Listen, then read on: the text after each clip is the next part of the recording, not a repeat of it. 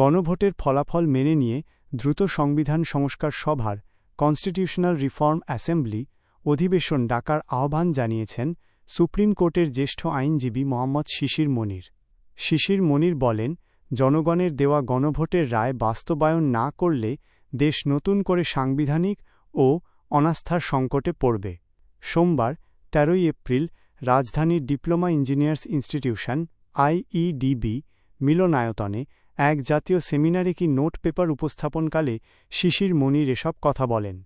গণভোটের রায়ের বিরুদ্ধে সরকার সংকটের মুখোমুখি দেশ শীর্ষক এই সেমিনারের আয়োজন করে ১১ দলীয় ঐক্য গণভ্যুত্থানের প্রেক্ষাপট তুলে ধরে শিশির মনির বলেন, জগতে কোথাও কি শুনেছেন গণভ্যুত্থান সংবিধান মেনে হয়? সংবিধান মেনে তো অভ্যুত্থান হয় না, এটি হয় সংবিধানের বাইরে থেকে। এখন এই রাজনৈতিক বিষয়টিকে আদালতের সাবজেক্ট ম্যাটারে পরিণত করা হয়েছে। শিশির মনির বলেন, আগামী ১৯ তারিখ আদালত খুলবে। আমরা আশা করছি আদালত খোলার পর সংবিধান সংস্কার বাস্তবায়ন আদেশের প্রশ্নটি উত্থাপিত হবে। যদি বাংলাদেশের আদালত তার মেরুদণ্ড সোজা করে দাঁড়াতে পারে, তবে এই ক্ষেত্রে তাদের উচিত হবে সরকারের বিরুদ্ধে রায় দেওয়া। সংবিধান সংস্কারের প্রক্রিয়া ব্যাখ্যা করে এই জ্যেষ্ঠ আইনজীবী বলেন, গণভোটের রেজাল্ট মেনে নিয়ে ১৮০ দিনের জন্য সংবিধান সংস্কার সভার অধিবেশন ডাকতে হবে।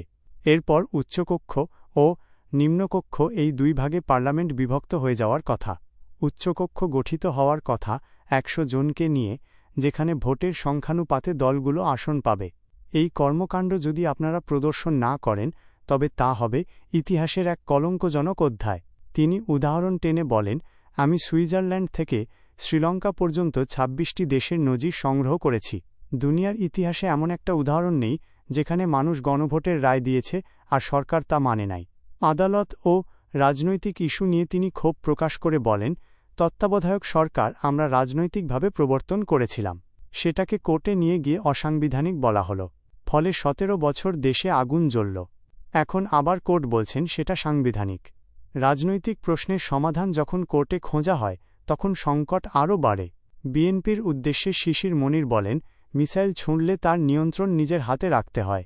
তা না হলে সেই মিসাইল কার বাড়িতে গিয়ে পড়বে, কোনো শিশু বা নারীকে হত্যা করবে, তার ঠিক থাকে না। আপনারা উপর দিকে চেয়ে থুতু দিচ্ছেন, অপেক্ষা করেন কয়দিন পর এই থুতু ঘুরে আপনাদের নিজেদের গায়েই পড়বে।